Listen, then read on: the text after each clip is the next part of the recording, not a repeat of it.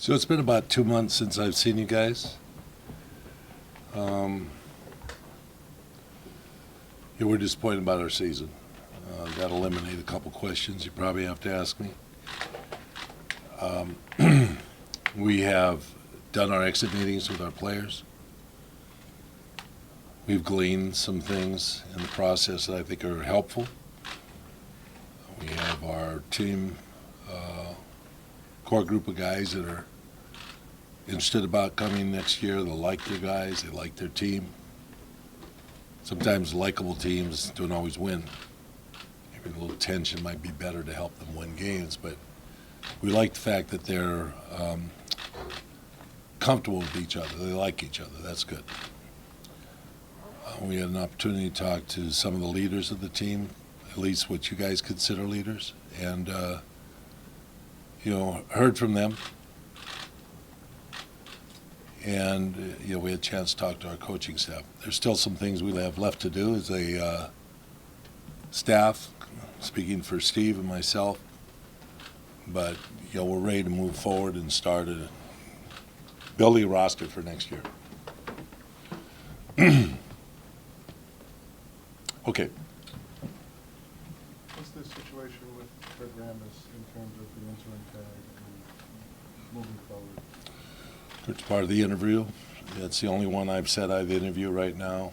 I've resisted taking calls or making calls until the season's over and I have these exit meetings. But Kurt knows he's, will be interviewed for the job.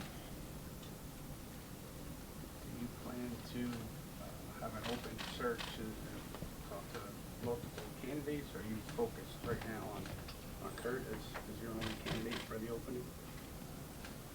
Well, without being any more explicit than I've been in various things I've written, only people I probably know will be in the interview process. I will reach out to make connections to some people, but I've been in this position over the NBA over 50 years, and I've seen a lot of situations where coaches end up coming in without simpatico with the general manager, and those things don't work well. So someone who has compatibility with what I do as a leader would have to be in sync with what we do. So a lot of your speculations that people have thrown out have really very little bearing on what we're doing. So, if you want to save either paper space or speculation, limit your speculations. It'll help out a lot.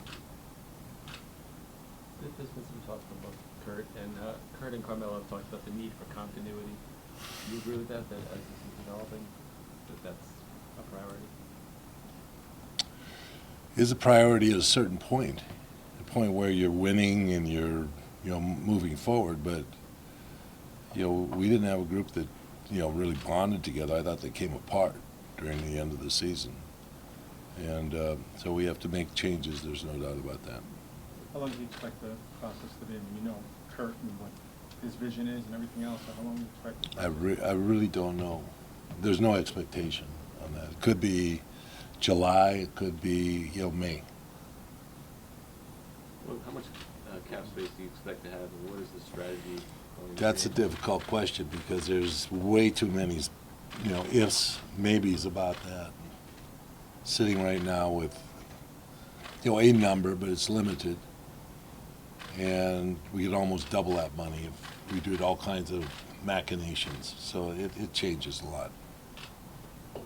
Carmelo, so you guys had a very honest kind of dialogue both ways. I guess, not being specific, did you hear things that were curious to you or anything like that? No, we talked March. I guess I went out with the team to Denver, Phoenix, LA, etc. That road trip. Melo and I had a dinner. You guys wear that, so we talked about those things then. We talked about more about it today. What are your thoughts on Christoph and this summer, how important it is to his development? We met with Chris and his brother actually a week ago. talked about summer plans and about development and about national team and about things that he's got to work on and how we move forward. You know, we can only be happy about his approach to the game and his direction. Well, Carmelo said that, one of the important questions to be answered for him is how the organization kind of defines success. And he said that he'd like to be a team that competes in the upper portions of the Eastern Conference and is competitive in the playoffs. He's not interested, or he said, I don't think he'd be happy about sneaking in as an A to C to the postseason, given where you guys are, 17 wins, 32 wins. How much of a challenge is it to make that kind of a leap? What does 15 more wins mean next year? What's that number mean? 47, Some years, pretty good. I've been in a conference once when I think 46 didn't make it. So, those numbers kind of get muddled up according to how conferences go. But 48 and 34 seem to be like one of the favorite numbers, didn't it, in the Eastern Conference this year? What did he get, third place? Not third. One. The other one ended up 6, right? So those numbers can be meaningless. It's how you play, really how you play in the game, how competitive you are, consistency, going through that hard part of the season and hanging together and, coming out of it. I thought Charlotte, there's a point Miami went through it. Boston went through some ragged points. They came out of it and they played well. They had runs at both ends. So that's important to have that kind of tensile strength as a unit. Where does the triangle fit into the future? I mean, That's what I was brought here for, to do, build a system. That's all part and package of what we're doing. I mean, no wavering at all. I mean, you feel very comfortable that it's going to work like it used to work. I mean, a lot of people that critique it say that it could be a little more. Who are these people? Why would people even say that? Do they have 11 championships to show you and they talk about that? You got a lot of excuses. Yeah, well, that's the way it is. We'll end the discussion. Doesn't have to go on. Is it any system, or you're gonna just say, you want the triangle? They had an immersion in the triangle this, when Kurt started coaching the team, they started, executing it with more structure. And we saw some progress, but we have to make the next step. We have a limited amount of resource that we can deal with. If you're in an arms race and you go out and you get a hydrogen bomb and it may not be enough, then you got to go plutonium. Yeah, that's great. You get an arms race. We're not in an arms race here. We're in a skills race, and so that's what we're working towards. Getting players skilled enough to perform in this game. Unfortunately, we can't go out and, the Lakers or some other team may have $60 million to chase with. That's not where we're at. We're here about getting quality, skilled players. Without a draft pick this year right now, and without, as you say, the money that some of these teams have, how tough is this task for you this summer, different than last year? Well, you guys are making it really hard on us to get free agents. You don't have to do that. You can make this a good place to come to. It's a nice place. The press is good. They're positive about the team. They won 15 games this year. They improved. That'll help us out. You guys can do a job, too. Make it better on yourselves next year, right? I mean, I do have a grading report for you guys. I think maybe I won't show it to you. Can you move our seats closer? Stand up and encroach here. Can you tweet the report? I'm curious. You are, I'm sure you are. Obviously, Phil, we did write last summer that the Knicks didn't get a, A-list free agent. Right. And you got, Derek, I'm kind of defiant. That's not what we were looking for. We wanted players that came and fit. And, when Carmelo didn't play, you guys didn't win. It seemed like you needed another superstar type player. Some of our best games we played were when Carmelo didn't play, and we didn't win, but we had great games. Oklahoma, I could name maybe 4 games we probably should have won, And just the short of the thing where Carmelo can help you, we didn't have. But we played better as a basketball club in some strange ways. Lance playing in a position, ball movement, whatever. But we did not. You know, this commercial it's on, I cannot stand this commercial. Where did they get this thing? Better Anyway. volume down. Obviously, he has the no trade clause, but do you plan to still, is the plan to still build around him? Because he sounded like, he wants to see some changes. You know, the thing about Carmelo, we came and we had a discussion. It's all about communication and the fact he wants to stay here. Those are two things that are really important to him. You guys talk to Carmelo all the time. I read some of the reports. It seems like he's very communicative. He is with us. We communicate, and he wants to stay here. So those are two things on our list. What stood out to you this year in terms of player development progress as some of the younger guys on the team? Well, we'll have a summer league this summer. Run it early. Be in Orlando. We have that structure. It's a little different scenario when you do that. I don't know how many of you guys went to Vegas, but I do know Mark did. I heard the tables were happy that he was there, and he lost a lot of money to keep them in business. But Orlando's a different animal altogether. It's more basketball and less frills and spills. So, we're trying to, educate our younger guys and the people we're looking at to come in. And we don't really have a big structure for that. Tony Roden and Jaron perhaps are two guys, Clay Anthony at the wing, but it's important for us. And so, we're looking forward to that. The guys that are part of the developmental action really gained a lot last year. Langston played really well until ran out of gas. Lance played great this year.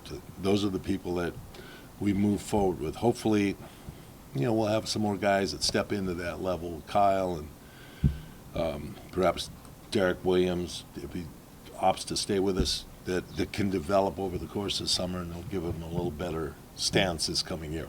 How do you think Jaron finished out the season? Good.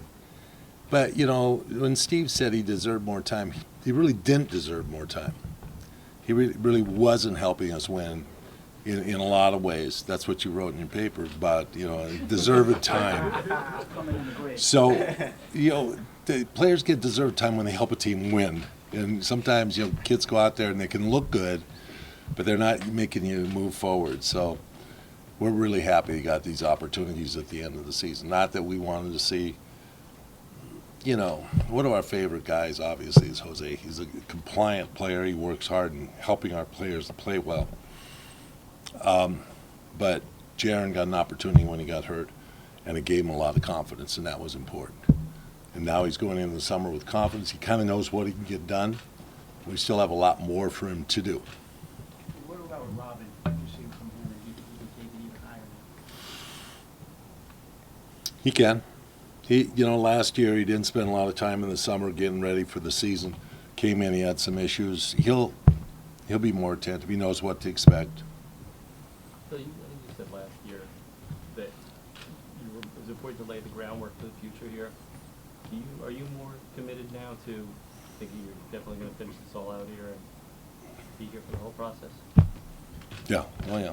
But I think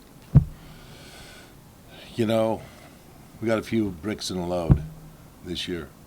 Not as many as I hope, but we have a few bricks in the foundation, and we're starting to go forward. I'd like to have stones, but bricks sometimes will be okay too in the foundation. You talked about the cap space maybe not being a tremendous amount, but you could really add to it with a couple of opt-outs and even Jose's situation. Do you think that you could really get to a high amount of cap space than you have now for those three situations, or what's your goal? So much is unknown because at a certain period, Aaron and Derek are going to give us an indication of what's going to happen. That sits in a level at which then we can talk about it. At this point, we can't talk about it. You didn't get any indications today? No. During the exit meeting? Nope.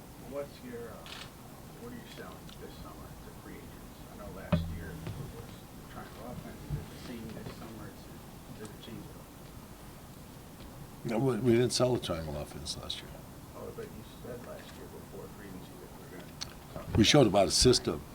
We just showed system. There's a very specific, with Derek, that we didn't hammer home triangle. He was very specific about that. So we just talked about running a system, not particularly a triangle. But, you know, we're talking about a team that's in the making. And, you know, we've had so many people come to us and say, I'd really like to play with a guy like KP, which is a nice thing to hear about, you know, from various agents that have players that want to play with a young guy who's progressing, and they see the ability for him to rise in this league. So, you know, we feel that we have an attractive, you know, product here. I don't know many guys in the NBA don't like coming to New York to play. I don't know how many guys like playing in New York and having to go to that arena and play as a home team. That's what we have to do. We have to understand that this is our place and we're going to win on our court. When you say you're looking for somebody with compatibility with what you do, are you still thinking, are you thinking someone with experience at this point? Because you went the no experience route the first time? You want someone who's had coaching experience, head coaching experience? You know, I've been thinking about the exit meetings a lot. I haven't been spending a lot of time in that area, you know, so we'll just hold it at that. I'll talk about that later. That's another conversation. And I'm sure we'll have many over the course of the next month or two.